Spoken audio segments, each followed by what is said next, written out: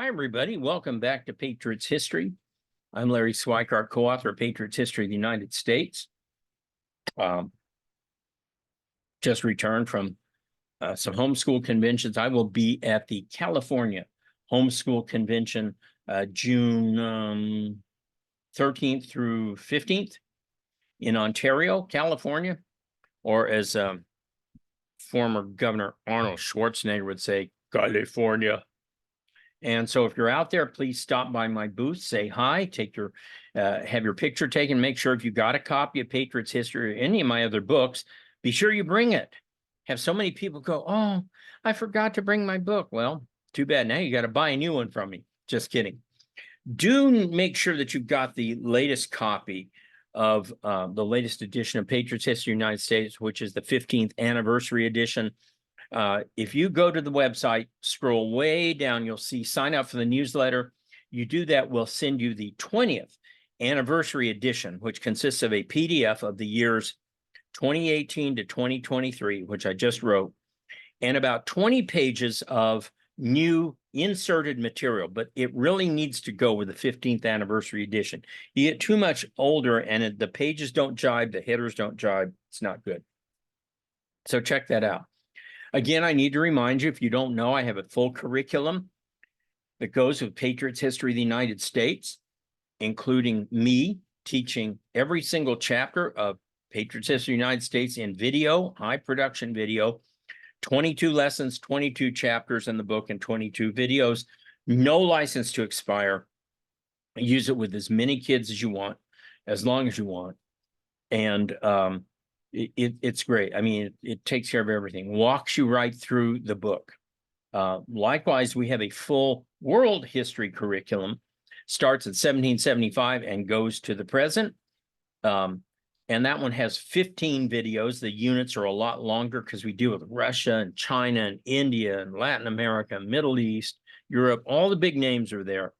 Napoleon, Marx, Hitler, FDR, Churchill, Reagan, okay, Osama bin Laden, they're all in there. So check it out. Right now we have the convention sale price going at $199 each, and there's a combo offer. I forget what it is, $350 something. Anyway, check it out on the site. That's all going to change after July 15th. After the last convention, prices are going back up to $300 per class, and we had to raise our prices a little bit already because of the Biden discount, add 20%. So anyway, let's get started. I'm reading from the 15th anniversary edition of Patriots History, and we are in Chapter 9, Crisis of the Union, and we are in the header on page 339 called Growing Government. No accusation against Abraham Lincoln has more merit than that he presided over the most rapid expansion of federal power in American history. Most of the expansion can be justified by wartime demands, but too much was little more than political pork barreling and fulfillment of campaign promises. Shortly after the call had gone out for troops, the government possessed no proven method of raising large sums of money quickly. Lincoln's Secretary of the Treasury, Salmon Chase, by the way, who names a kid Salmon? His brother's named Trout. His sister's named Catfish. It's like the Phoenix family, okay? River, Leaf, Rock. I mean, where do people get these names? Come on, people, wake up. Really? I mean, come on. Anyway, Salmon Chase proved to be the right man at the right office at the right time. Chase came from a New Hampshire family where he learned politics from his state representative father. As a young man, Chase also worked with his father running a tavern and a glass factory, and when both failed, he was shipped off to an Ohio relative. After studying for the bar in Ohio, Chase practiced on behalf of the Cincinnati branch of the Bank of the United States, achieving some degree of financial success. Aloof, plodding, and occasionally without tact, Chase had been drawn to the anti-slavery cause following rioting in Cincinnati against a local abolitionist paper run by James Gillespie Birney. Politically, Chase moved from the Whig Party to the Liberty Party, then adopted the label Free Democrat. He'd won a Senate seat as a Democrat from Ohio, but continued to push the free soil cause before running for governor in Ohio under a fusion Republican ticket in 1855. Winning the governor seat, Chase and the legislature attempted to expand the state's free banking laws, providing a harbinger of his financial expertise as a Treasury Secretary. Like Seward, he was disappointed to lose the Republican presidential nomination in 1860, and even though he was offered another U.S. Senate seat by the Ohio legislature, remember at the time the legislatures appointed the senators, he never took it. Instead, he reluctantly accepted Lincoln's offer of the Treasury post. Chase confronted a daunting task. In 1850, the federal government's budget averaged just 2% of the gross national product, GNP. But by the end of the Civil War, it had soared to more than 15%. Merely running the Treasury in such circumstances constituted a challenge. The number of clerks in the Treasury Department increased from 383 in 1861 to more than 2,000 in 1864. Now remember, Jefferson ran the entire State Department with 2 clerks and a few ambassadors, and Hamilton ran the Treasury almost by himself. Lincoln only had two aides. To fill the necessary positions, Chase unwisely appointed many party hacks who often could be relied upon for little else but their partisan loyalty. This is always a problem. That President Trump ran into this in 2016, especially if you are an outsider, not part of the old party machinery. You don't have a lot of people you can call upon to do these jobs. Trump's idea was to try to call upon business leaders like T-Rex, what's his name, that became the Tillerson, became the Secretary of State. And too often they're just not suited for politics. Trump is unusual in that he could make the transition from hardcore business to politics. But in the more modern age, very, very, very few people do that. Almost all of them come from some regular political background, with the exception, of course, of General Dwight Eisenhower, came from an Army background. So what I'm getting at is whether it's Lincoln or Trump or anybody else, if you're any kind of an outsider, your choice of people to fill these many, many spots is going to be very limited. These usually go to party regulars who get the job because they are party regulars, okay? Raising the necessary funds to run the war demanded Chase not only develop systems for generating lots of revenue, but also for bringing it into the Treasury fairly quickly. At the same time, he didn't want to sacrifice long-term stability for short-term gains. Copying Alexander Hamilton, Chase examined a menu of options to serve both short and long-term needs. This is known as serving your customer in business. You don't say, here's the product, and by gosh, you're going to take it. You go, what do the people want here? Do they want short-term loans? Do they want long-term loans? How are we going to help our customer? And what will they buy in terms of bonds, short-term bonds, long-term bonds? So he's very wise there in doing that. Taxes, for example, had to be passed by Congress and collected, meaning it would be 1862 or later before tax revenues provided much help to the cause. So while Chase immediately asked Congress for a new direct tax on incomes over $300, prohibited by the U.S. Constitution, I might add, he simultaneously requested new tariffs and expanded land sales that would generate quicker revenues. Even when taxes came in at the end of 1863, the $2 million they produced was inadequate to the Union's needs, which by the end of 1861 ran $2 million per day. Meanwhile, in addition to other shorter-term bond issues, Congress authorized Chase to raise $250 million through sales of 20-year bonds paying 7%. These are known as 27s, or if they're paying 5%, 25s, okay? Banks hesitated to buy bonds if they thought they had to pay for them in gold, and in December 1861, the northern banks suspended specie payments on all notes. The Confederacy's banks had gone off the gold standard almost immediately after Fort Sumter. Let me explain something to you. My best Ricky Ricardo. Let me explain something to you. A smart nation, despite whatever fiscal or financial problems it has, it can keep somewhat of a lid on its currency to keep it from being devalued like the German currency in the Weimar Republic after World War I by doing one simple thing: accept your money for taxes. In other words, as long as you can still pay your taxes in US dollars, the US dollar is going to have great value. Because if nothing else, people will hoard dollars just to pay their taxes, so they don't have to pay it in something more valuable. Guess what the Confederates did? They didn't allow Confederate notes to be used for the payment of taxes.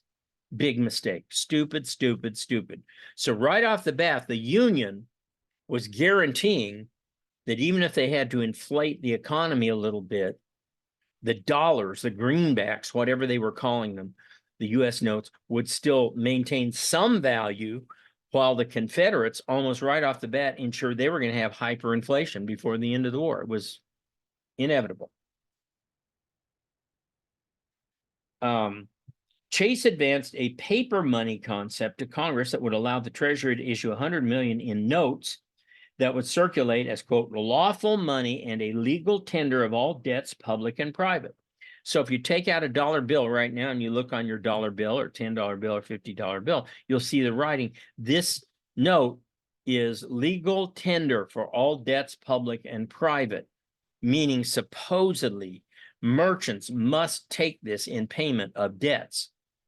Now, we're getting to the point where this is being tested, because how many of you go to a place, Burger King, Taco Bell, where they only deal in credit cards? They don't deal in cash anymore. Theoretically, that's supposed to be illegal, because theoretically, they are required to take money. We'll see if that ever comes up before the courts. Enacted as the Legal Tender Act of February 1862, the proposal authorized the use of more than Chase requested, of $450 million of the new green-colored bills called greenbacks, which, like national bank notes that soon followed, the government accepted for payment of taxes, giving them at least some value at all times. These greenbacks look a lot like modern dollars. So here's the difference if you're confused. Remember, before the Civil War, any bank that had a charter from a state could do business and could lend money and could print its own money under one condition: you redeemed that money upon demand for gold or silver specie coins. So Billy Bob comes into your bank. He's got $10 in Bank of Augusta notes. And he says, I'm going on a trip and I don't think they're going to take their notes up in New Hampshire. So I want gold or silver. And you had to give it to him. Okay. Here's the thing with these greenbacks. The greenbacks are not redeemable in gold or silver. What are they redeemable in? U.S. national bank notes. They haven't started the national bank note, but they will be redeemable in national bank notes. Now, in the future, they would be redeemable in gold and silver at some point when Congress unsuspended specie payments, or when they resumed, that's the phrase, when they resumed specie payments. That is, you can now take your greenback in and they say, yeah, we'll give you $1 for that dollar note. But from 1862 to 1873, greenbacks were not directly convertible into gold or silver. What you had to do was to buy $10 worth of U.S. banknotes or national banknotes with your greenbacks, then use the banknotes to convert into gold or silver. See? It's a little bit of a difference, but it's very, very important in the way the whole system works. Because if you held greenbacks, you were speculating on the promise that A, the Union government would win the war, and that B, they would be honest and fair and resume specie payments at some point, which they did. Okay.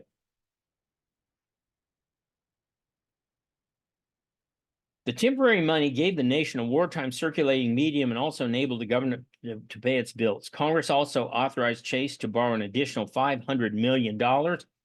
So now he's got, let's see, 250 and 350 and I'm sorry, 250 and 450, so 7 million and another 5. So he's got $12 million by the end of 1863, which is still not. He's got more than that. Was it 1.2 billion? I'm sorry, 1.2 billion. Okay, which will keep the war running for a year, right? He relied on personal friend, Philadelphia banker Jay Cooke, to sell his bonds through a special, though not exclusive, contract. It's important to understand, I hate to keep stopping, but a lot of this requires explanation. One way you would get people to sell your bonds, or if you're a merchant today, let's say you kids go out and start a sporting goods store that has a t-shirt with your logo on it. How do you get people to handle that, to traffic it? Well, you give them a sale of the share of the sales. But if you really want them to push it, you give them exclusive rights. Oh, you're the only one who's going to have these Phoenix Suns t-shirts. The only one. It's called exclusivity, right? Well, with these bonds, Chase was not giving exclusivity in the contracts. So Jay Cooke took these contracts. He received a nice commission, but more importantly, he held a virtual monopoly on the bond sales in the hands of other men that might have been a problem, but not with a motivated Cooke, who placed ads in the newspapers and aggressively targeted the middle class as well as traditional silk tie investors. Conceiving the first true, quote, war bond, Cooke appealed to Northerners' patriotism and oversubscribed every issue. That means he could sell everything that Chase could get him. He sold 400 million worth by the end of 1863 alone, netting himself $1 million in commissions and making him the Civil War equivalent of Robert Morris. So what Cooke did was brilliant. He said, in the past, only rich people bought bonds. We're going to do away with that. I'd rather sell $1 million $100 bonds than 5,000 $1,000 bonds, right? In other words, he's going for the larger market here. He's going to, as they say in the business, make it up on volume. He's going to sell more at lower levels, but that's okay. So he sells to everybody. He sells to the middle class. And for the first time ever in American history, middle class people begin to have stock and bond portfolios, thanks to Jay Cooke. So kind of an interesting development of the Civil War. Well, that's a great place to stop. So we will be back here next time. I think I have 3 more lesson dates before I go back on convention again. So I will see you again next time. Oh, don't forget to get my latest book, Patriot's History of Globalism, Its Rise and Decline. I'll see you later.